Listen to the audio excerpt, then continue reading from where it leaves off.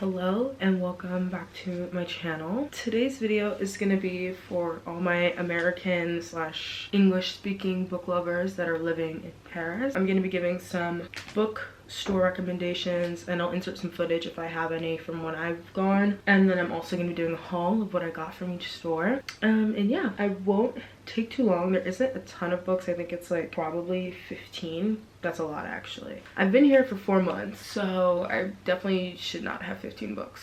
And I also brought some with me. Whatever, I won't even get into it. But yeah, if you like book stuff, feel free to subscribe. That'd be cool. I'm gonna start off with the first bookstore that I went to, which was Galignani. It took me forever to figure out how to pronounce that, but the bookstore is super cute. The English section, I think the whole store is actually English books. I think they might have a small section of French books and like other world languages, but most of their books fiction are in the back. I'll insert some clips and stuff of the back room. It's beautiful. I like go there and just stand in the back and look at all the books and look at people looking at books. It is just such a wonderful experience. It is kind of small, but it's kind of what you get. You're typically going to find like most new releases, I would say. If it's a popular book, you'll find it there. However, their English selection, even though it is an English bookstore, their selection is not that large. They do have a YA section, in case you're wondering. They don't have really a separate romance section. It's like kind of one shelf. Other than that, like mystery, fantasy, and like sci-fi kind of have like 2 or 3 shelves each, so it's like a decent selection for those. And then obviously your general fiction, your literary fiction has pretty much the entire bottom floor. So yeah, pretty cool. I'll kind of go into what I got from each store. So Galignani, I got Iron Flame. I got the paperback. I'm really not the biggest fan. I can't even say that now. Like, I liked Fourth Wing, but I heard that Iron Flame wasn't that good, and like now I'm kind of disappointed and I don't want to read it. Also, this book is huge and I've heard some things about the author that I'm like not really into, so I don't know. I just like the paperback version better than the hardcover, and I think I bought the hardcover. I just made the mistake of not bringing it with me to Paris, even though I knew I would probably want to read it. Spoiler alert, I have it.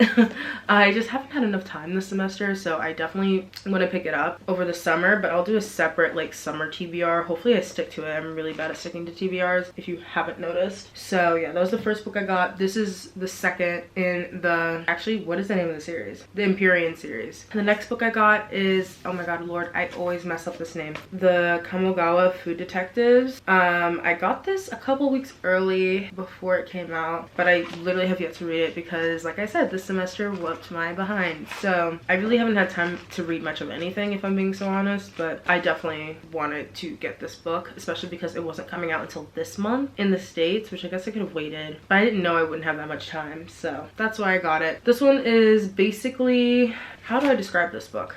It's about a father-daughter duo that recreate dishes from their customers' past that help them like unlock certain memories. So it's kind of like that magical realism element that I love, and I also just love Japanese and Korean literature, so I wanted to pick it up. Figured the writing's usually very simple, but it's so lyrical. Like, I love Japanese literature more than anything, so I definitely picked it up because I wanted to read it over the semester, but I just never got a chance to do it. Yeah, this is one of my most anticipated reads this year, so I definitely have to read it before the year's over. But yeah, next I got is a double copy. This is Big Swiss, but the paperback version. I started reading the hardcover, not like there's a difference. I started reading this back in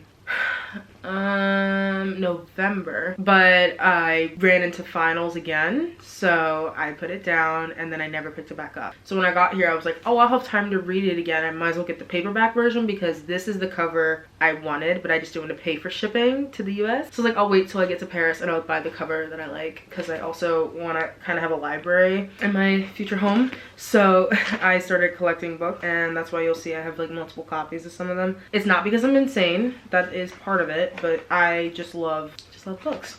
But this is about Greta.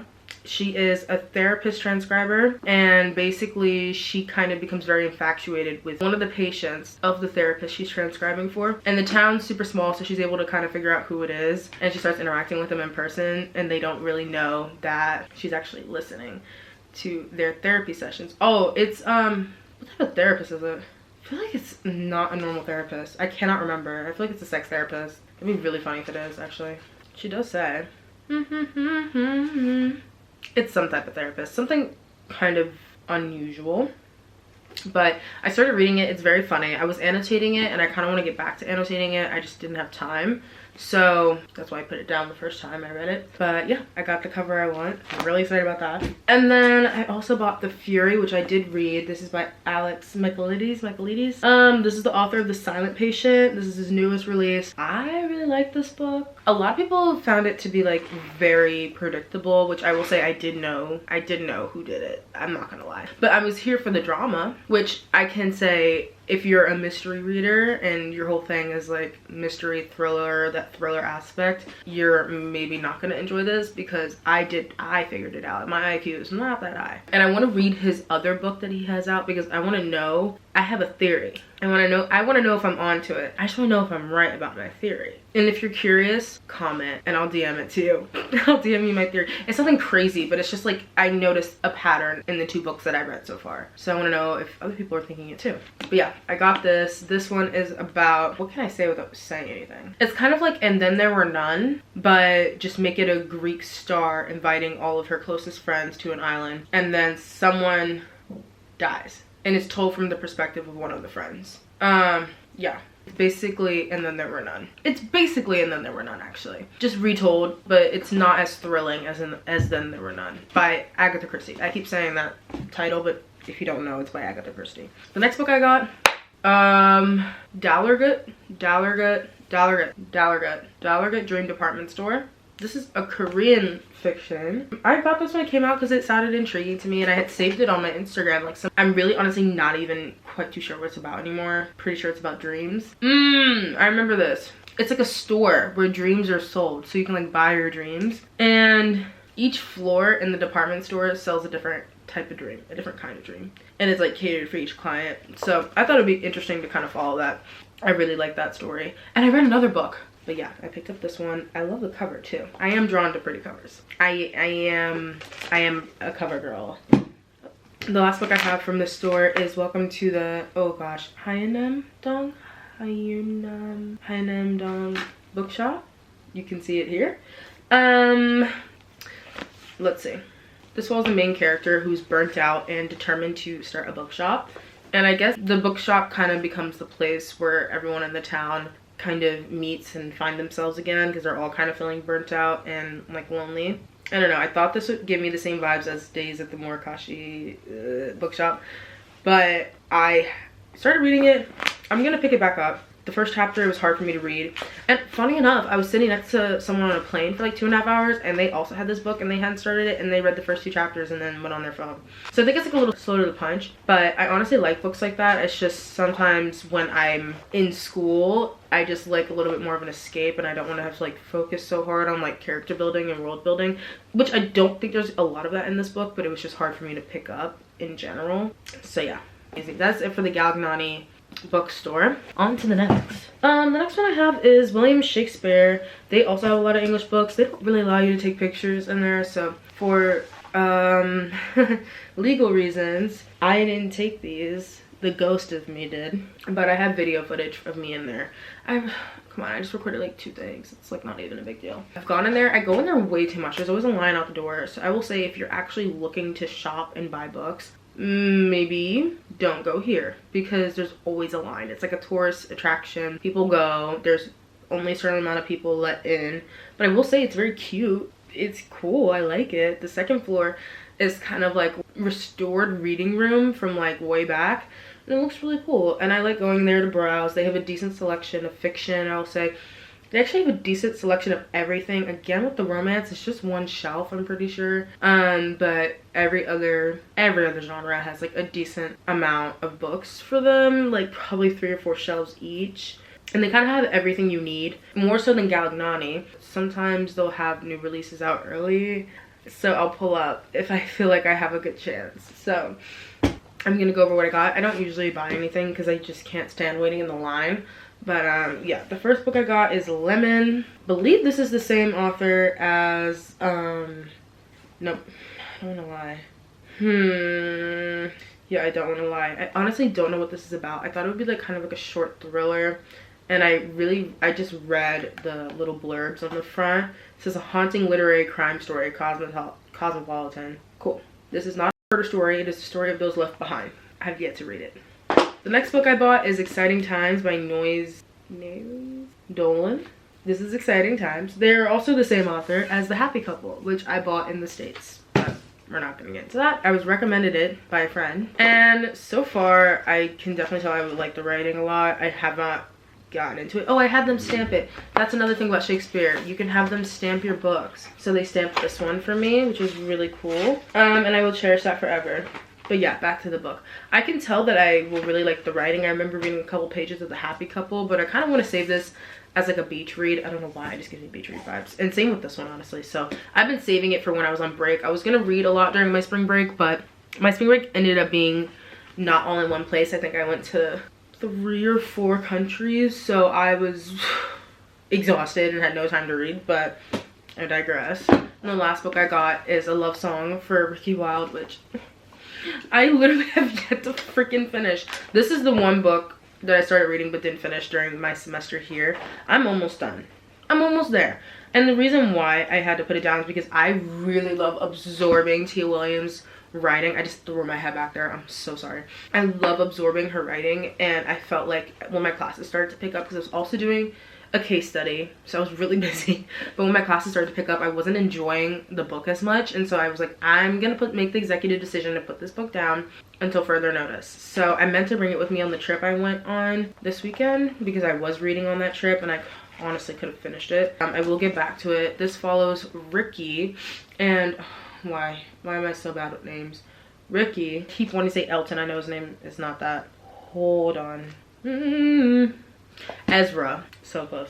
This follows Rickie and Ezra, and basically, I can't ruin the premise of it, but basically she runs into him and she feels like this unspoken attraction, unexplainable attraction to him, and she kind of gets this gut feeling that she needs to stay away from him no matter what. And so they end up running into each other over and over again. And it says, one florist, one pianist, one love story, 100 years in the making. It's so good. Read any of her books if you haven't already. Okay, sorry if there was a bit of an angle change. I had to change my battery.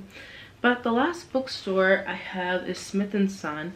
They are a UK bookstore, and they have 2 locations in Paris, so that's the only difference from the rest of these, is that there's 2 locations. They're relatively close to each other, like I would say like 20 minutes apart, because I've literally gone to one location after another because I have a problem. But they're by far my most visited bookstore, just because it's so easy for me to get there from campus. Not necessarily the main location. The main location is kind of far away from me, but if I'm down there, I'll usually pop in just because I like looking around. I will say that by far they have like probably the strongest literary romance, and just all the genres actually have a lot of shelf space. There's less, oh no, there's a second floor. Oh yeah, so there's actually a second floor, and they have like a little cafe area where you can like sit down, get coffee, read your book, whatever. They have usually like a live pianist playing. But overall, I would say this is probably my favorite bookstore. They typically are on top of it with new releases, and I like the way they do their displays. It almost kind of reminds me of like Barnes & Noble. They have like different like color coded sections, sections with prompts under it. So you know how, like, I don't know if you know this, but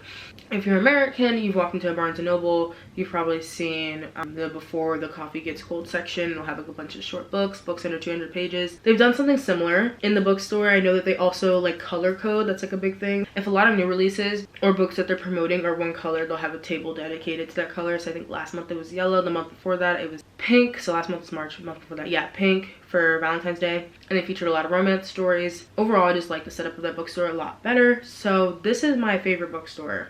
Best for last, so if you stuck around, you know all the good stuff.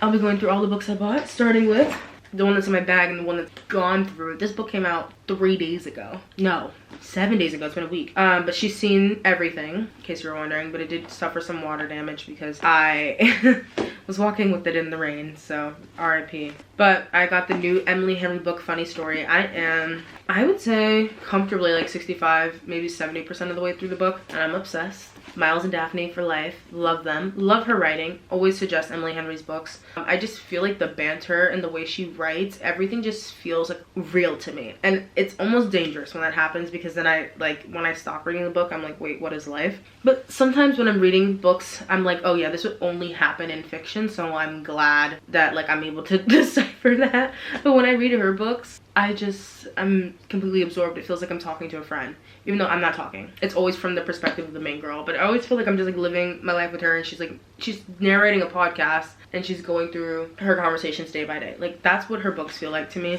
and I just fly through them. So if I didn't have finals, I would have been done. Follows Miles and Daphne. Following a breakup from her ex-fiance, she moves in with her ex-fiance's new fiance's ex-boyfriend because she had no place to go. And that's kind of like the premise of the whole story. They start fake dating just to get back at them, but I think they fall in love. I don't know. Obviously they do. Yeah, love this story. Love it. The next two books are thick, and I'm gonna cry when I have to bring them home. But these are probably... Can you guess? Ooh, hello? Not a good reveal. Into the Dark, Magnolia Pars.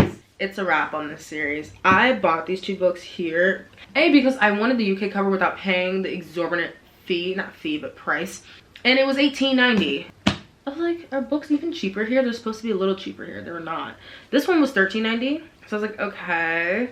But if you do the math, it's like basically 14 USD, and that's how much I would pay in the States anyway. But I got this cover when it first came out, and I was like, damn, they don't have the new, or the Emily Lost cover. Is that her name? Oh, Emmy Lawless cover. Just totally messed up her name. So I went back a couple days later and they had it out on the shelf, so I bought it. This is my favorite series of all time, so I got both covers, yes, because I'm gonna start buying the covers for this series, or not this series, the covers for this edition, even though I hate it. I didn't say that. I hate it. Okay, here's my issue with it. They posted so many cute photos from the photo shoot that they did, and they only end up using the feet for the whole freaking thing. I was like, why even do their face then? Because you don't even see it anywhere. Anyway, I'm pressed about it because I feel like it could have been cooler than this. I digress. These are the two books I got. This is the last book in the Magnolia Park series. There's still two more in the Daisy Hate series, but they're probably not coming out for another 2 years, I would say, comfortably, because I don't think she's even written the third Daisy Parks books. I don't even think she started the third Daisy Parks book. Why do I keep saying that? The third Daisy Hates book. But yeah, I wanted to read this. The reason why I haven't read them yet is because I left The Great Undoing at home. I thought I packed it with me, and I just have not felt like buying the digital copy. And also, I don't think I can put myself through that emotional distress twice, because reading The Great Undoing would probably make me unfold, and then reading this also would make me unfold. I did, however, read the last sentence on the page because I am that type of person. It causes me way too much anxiety to not know what's gonna happen, which is why I fear death so much. But yeah, I know it ends well. It's all about the journey. Next book I got is Falls Boys by Penelope Douglas. I literally cannot even tell you what this is about. Literally can't even tell you what this is about. I bought it. I thought I would read it over break. I just never got to it because I was just really preoccupied. But I might read it over the summer. We'll see. This might end up in my donation bin, because I realized very quickly I'm not the biggest Penelope Douglas fan. I read only Punk 57 by her. I liked it. It was alright. But, I don't know. I might end up reading it. We'll see. I like when books are on Kindle, especially like her books. I feel like it's hard to read on paper. But, again, we'll see. The next book I got is If We Ever Meet Again by Hwang. I did start reading this, and then I realized it was on Kindle, and I stopped reading it, but I got pretty far in. I would say like I was like 100 pages in. Not quite too sure how I feel. I also know this is like a 2-part series. Like, I don't really do those where that sounds so annoying and pretentious, but it's like I don't really like reading books where it follows the characters for more than one part, aside from Magnolia Parks, because of the drama. But I was reading it and I'm like, I don't see how this is gonna end up in 2 parts. I may be shocked, who knows, but I know this is a part of series. This is like probably one of the only books. No, it's not. I haven't read all of the Twisted series by Hwang, but I just don't hear a lot about this series, and I saw it on the shelves at Smith & Son, and I was like, I should probably pick it up. But yeah, it's an interior designer who has a dream of falling in love, and he's an ex-football star that thinks love is a con. Yada yada yada, yada yada yada. Not my fave so far. great. I'm not sure if there's a cheating trope in this. I'm gonna have to look it up because I hate cheating.